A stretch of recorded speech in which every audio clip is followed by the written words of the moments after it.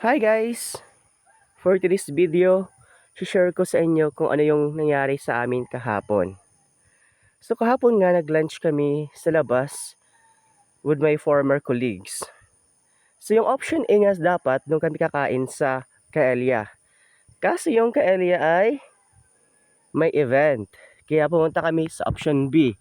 So sa option B pumunta kami sa roadside Samgyeopsal sa Katarman.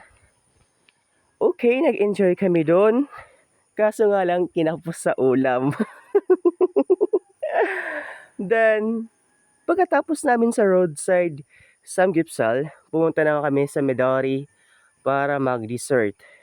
Then, kung nakikita ngayon sa video, medyo nagkakagulo kami. Kasi nga, nagkikwintahan kami ng sukli. Sige lang, cheer. Enjoy ka lang muna. Kasi sa November 3, babalik ka na ulit sa klase.